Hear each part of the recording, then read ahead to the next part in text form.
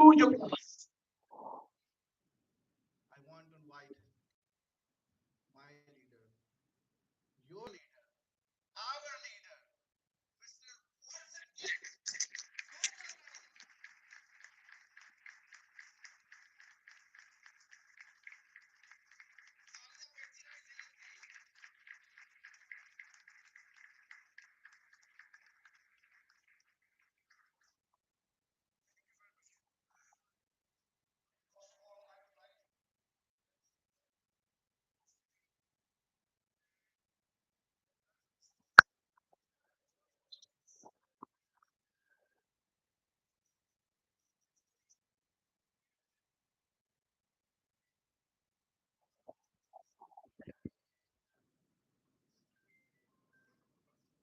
As you know, the Pakistani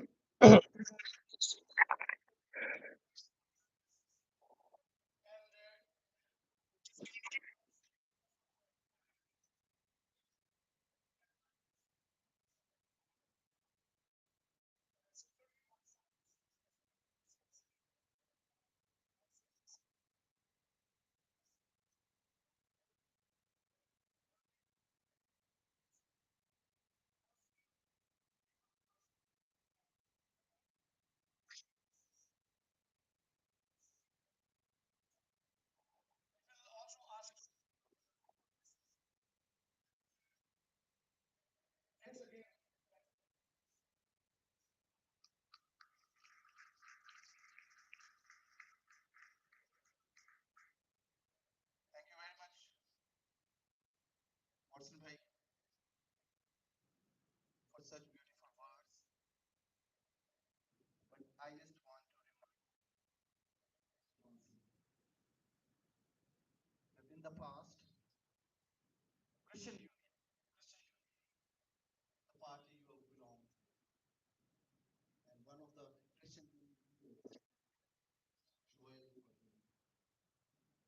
he he was always Christian, but they did a very big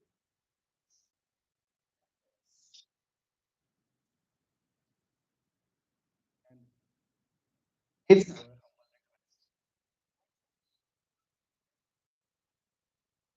We want you to do the same thing.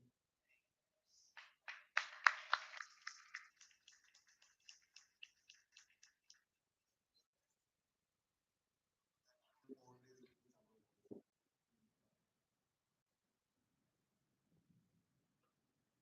And now I want to invite one of our brother who is very explosive and right now who is doing a good business here in the Netherlands. And he's always a voice of the people. He always stand to help brothers and sisters in your field of work.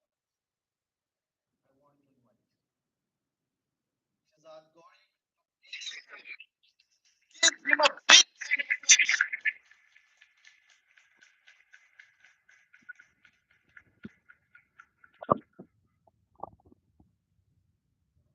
Thank you very much. Words.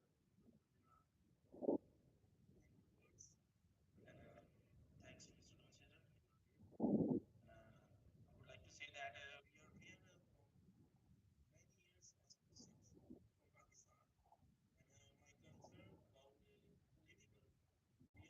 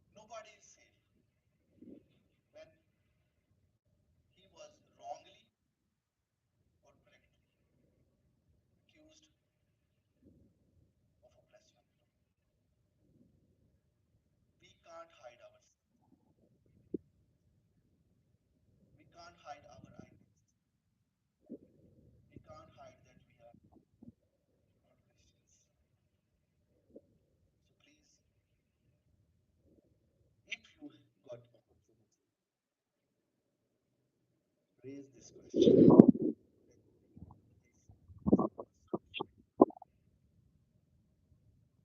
Thank you.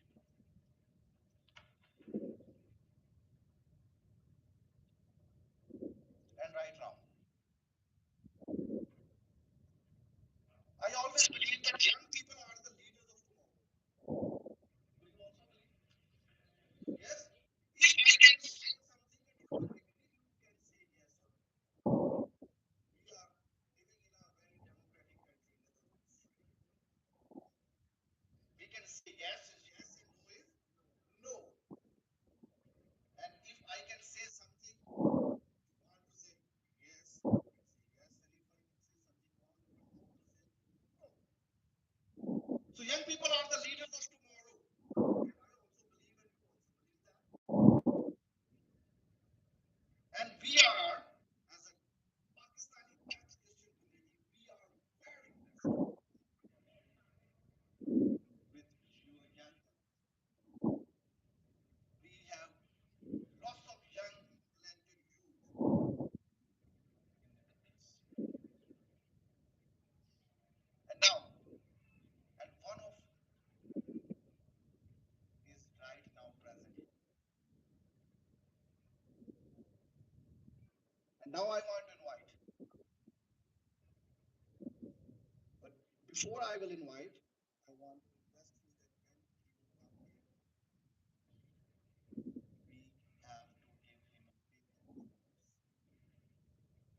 Now I want to invite the young gun. Mean he's not going to fire here, but he's a young gun of Christian community, Dutch Christian community, very talented, very visionary, a team player, future of our community. In the echo of your huge applause, Mr. Shiraz Khalil.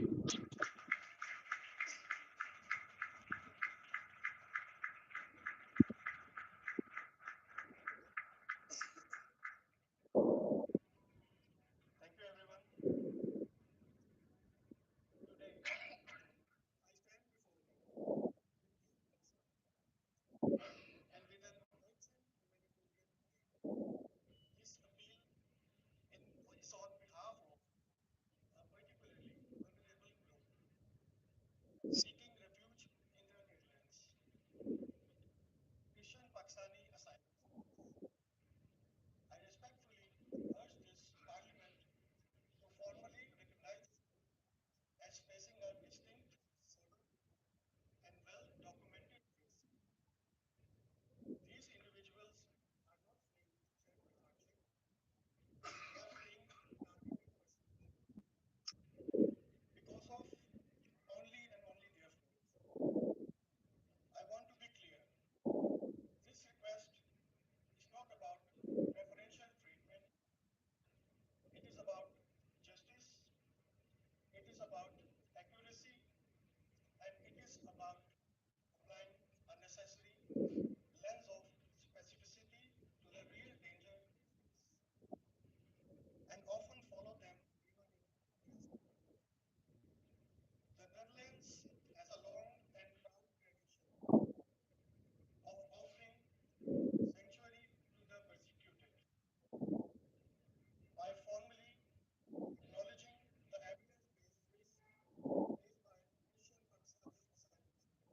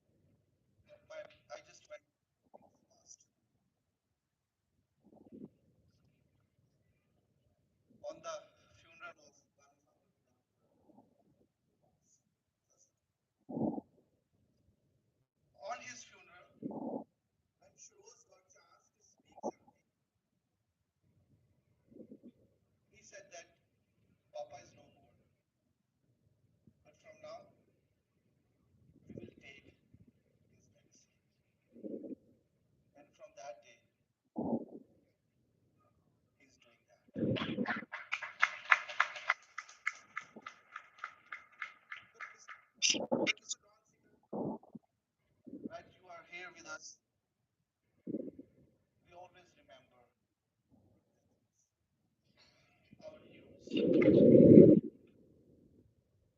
one of our legends and one of our heroes, he was Mr. Abbas Hasan.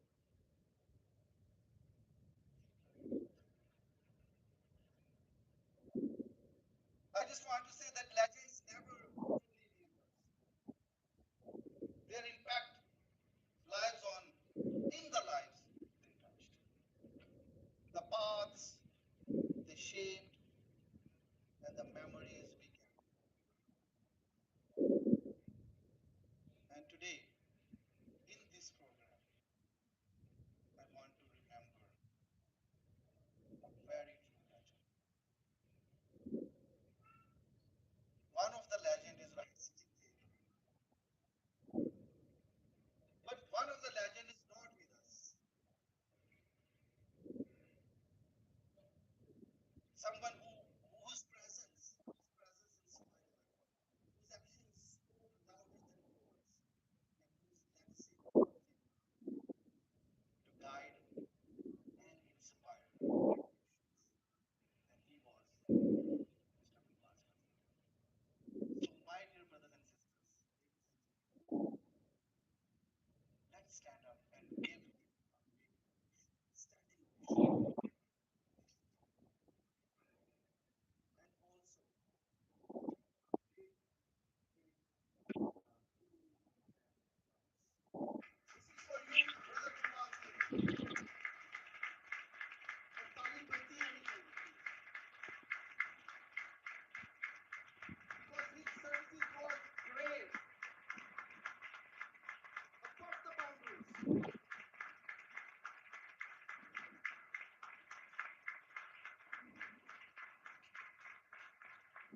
Thank you so much. Please take your seats.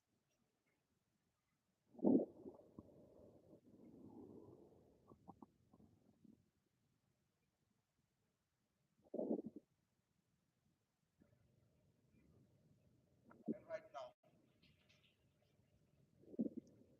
the personality I would like to invite, it's not he, but that's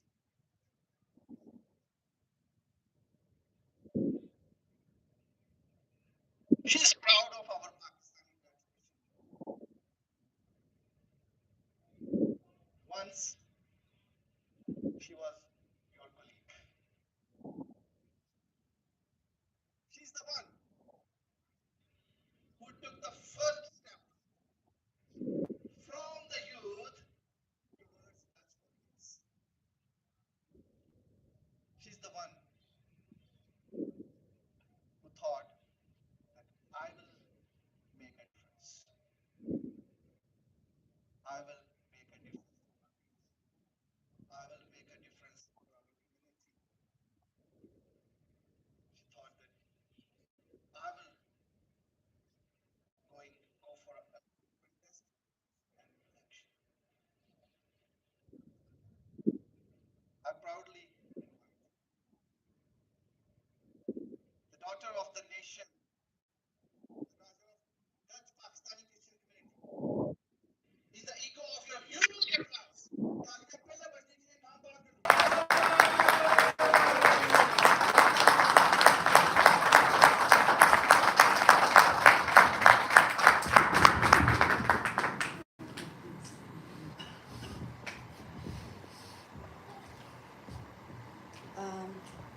Hello? Okay. Ladies and gentlemen, a lot has been said, so now it's my turn. It's a great honor to welcome you all today. We are especially delighted to welcome a respected leader, advocate, and public servant, Mr. Don Cedar. He is also a member of parliament and a representative of Christian Uni. Mr. Cedar is widely known for his commitment to justice, human dignity, and social responsibility.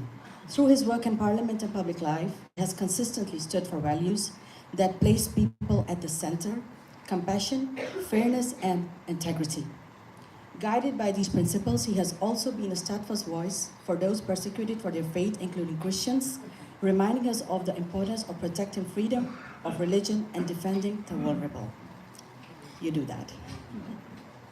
His voice has been vital in addressing social challenges, promoting inclusion, and encouraging constructive dialogue. Today, we are grateful that he has taken the time to be with us and share his insights.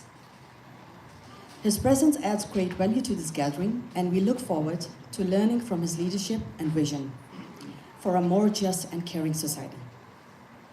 This event brings us together not only to listen, but also to reflect, engage, and be inspired. We hope that today's discussion strengthens our understanding, encourages cooperation, and motivates us to contribute positively within our communities. On behalf of the organizers and everyone present, I extend a warm and heartfelt welcome to you, Mr. Don. Please join me in giving him a warm welcome.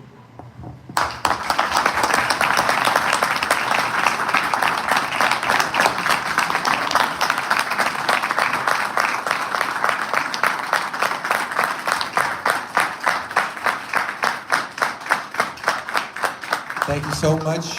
You may be seated. It's an honor for me to be here. It's an honor for me to be here with Pakistani community in the Netherlands, who through many years I've been in contact with some of the key leaders. Thank you, Mr. Wassengil. Thank you, Jesse. And all those people who've been standing up and raising their voice, not just for themselves, but for the people in Pakistan, for the brothers and sisters in Pakistan who are being persecuted right now as we speak. There was thanks given to Mr. Joel Voordewind. Unfortunately, I had to excuse him. He wanted to be here, but he couldn't make it. But he spoke to me, and he spoke very warmly about the Dutch Pakistani community. He said, these are people who are Christ-like. These are people who are willing to fight and raise their voice, not just for themselves, but for those who are being persecuted. And myself, being a parliamentarian for the last few years, I've been able to walk in those footsteps and also see what he was seeing. Namely that it's very important that we raise our voices. You might think that in the Netherlands, you don't have a voice. You might think that you're here and you don't have any influence. I would like to let you know that through the voices here and through your support, many people in Pakistan can be reached, can be helped. And it's because of your voice that it reaches the parliament of the Netherlands. And from the Netherlands, I've been able to ask parliamentary questions about Christians who are being not only persecuted, but put in jail. Christians who are being murdered for their faith in Jesus Christ. Christians who are being falsely accused for blasphemy and put in jail on death row, waiting for a death penalty.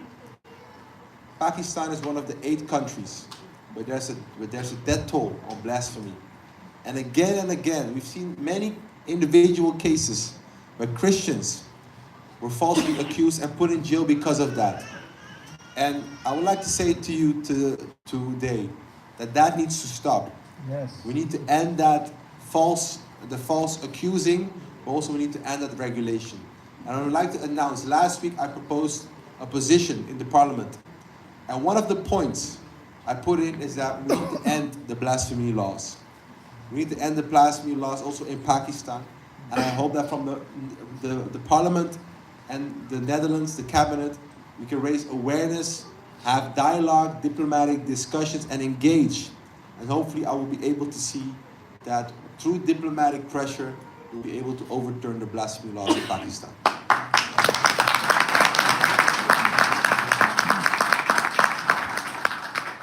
But I don't think that's enough, because I've heard many stories, also from people in Pakistan, Christians, who are reaching me now through social media. It's more easy to get in contact. So I've been able to meet digitally with many Christians who live in villages, who are saying that they gave their life, that Jesus Christ Himself has shown them that He is the way, the life, the truth, and that they made a change. But because of that, persecution from people around them in the villages has been severe. I've been in contact with the big cities, but also the villages, where it's very dangerous to be a Christian. But they keep telling me, even though it is dangerous, there is an outbreak of revival in Pakistan. Even though there's persecution, even though there's legislation, more and more Pakistanis are getting to know the gospel and the love of Jesus Christ. And that's one thing that I learned as a Christian when we read the Bible. It doesn't say, Jesus did not say for nothing, blessed those who are persecuted, for theirs is the kingdom of God.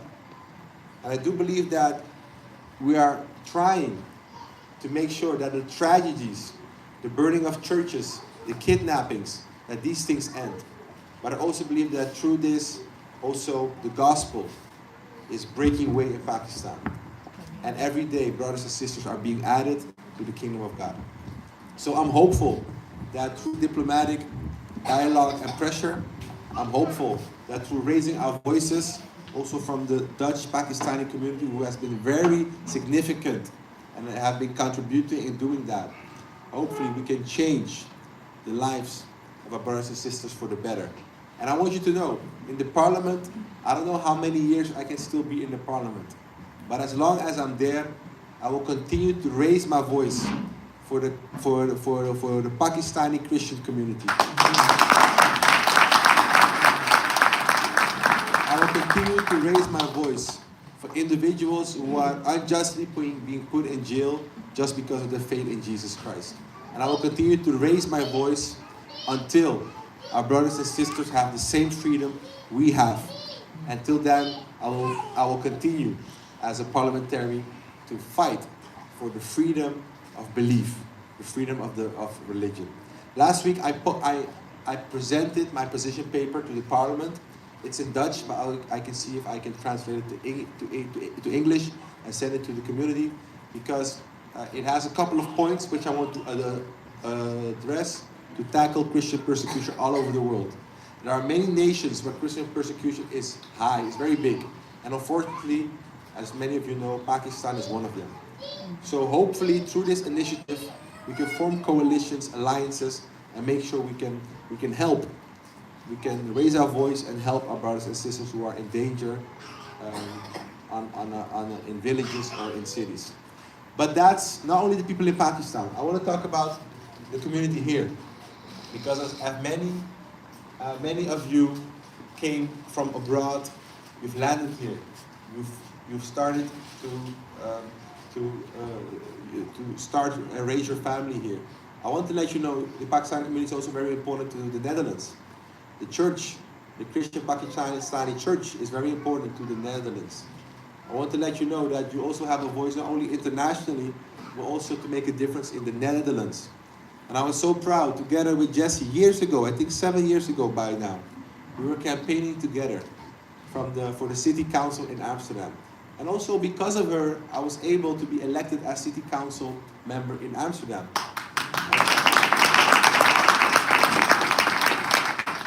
And I know that was also the support of many Christian Pakistani votes behind that. So I'm not thanking you just for what you have been doing the last couple of years, but even 7, 8 years ago, the influence of the Pakistani community has made an impact. And it's not done yet. I think my brother made a very serious and good remark. Try to engage in your local municipality. I believe as Christians, we are placed in the kingdom of God, and we have an opportunity to show what that means, the righteousness, the peace, the love, not only in the church, but also everywhere we go in society. So if you are a businessman, or you work in the healthcare or education or even in politics, I believe as Christians, everywhere we go, we can show something of that kingdom of God. The Bible said it is in you, because we are ambassadors of Christ. Yes. So we are ambassadors wherever we go. So I want to encourage you, you be that ambassador. You be that person in a different, strange country, but you are representing the King of Kings. You are representing his values, his culture. And because of that, you're changing. You're changing your environment. You're changing your city. You're changing the job wherever you're at. And I believe politics is one of those areas. So during the municipality elections, one of the things, we have it in 2 months on the 18th of March. Wherever you live, try to get informed. Are there any parties? Are there any people on the list? Are there any Christians on the list where we can support? Because we know they can be a voice also for the local community. But I think it's also important that you strategize on how you already have a big impact, but also to see how you can make a bigger impact. And I believe this is just the beginning. I believe that the Dutch Pakistani community has a lot to give to the Dutch community. I believe the Pakistani community is an important asset to the Dutch community. And I believe that we haven't seen the beginning yet of the positive impact that will flow throughout this community. We talked about the young people, but also the more elderly people. We need your wisdom to bring it in. The people of the churches, we need you to raise up. Me, as I go to a church in Amsterdam, and I'm very evangelistic. So I always get excited. I get excited when there are churches. I get excited when there are churches being raised. So I would appeal to you that also that you go out and that as a Pakistani you can preach that gospel, because you have also, or family members have experienced what that persecution for Christ's sake is. And I believe that there's a blessing on that you can share the love of Jesus Christ in every area of your city or municipality where you live. Before I end, because I would like, if there maybe later are some questions, please let me know. I heard one important aspect which I will take home with me, because you raised the point of the asylum. I think that's a very important one. I will bring that to the parliament and I will raise that, because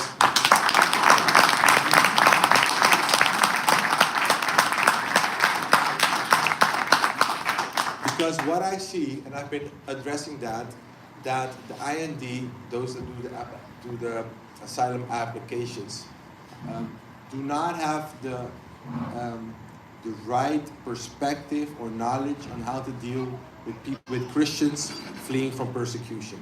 It's very difficult for them to comprehend how Christians are in danger and how Christianity functions compared to the general Pakistani community or the local municipality there.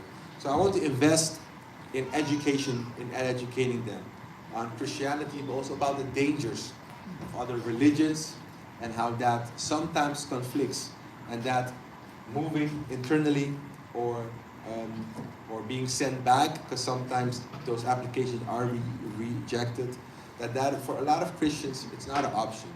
We want justice, and I will fight for that justice. I know that this is one of the specific points, maybe there are more, but next month we have a debate on asylum seekers. I will raise this point again, that Christians who are not being believed because the people who are dealing with the applications, they lack context. I've been addressing it the last couple of weeks, but I will do it again, also because you raised that point. So thank you so much for that. I don't want to take a lot of your time. I know there's a program and maybe there are some questions. So I would end what I would like to say by saying, God bless you, and let's together. Thank you.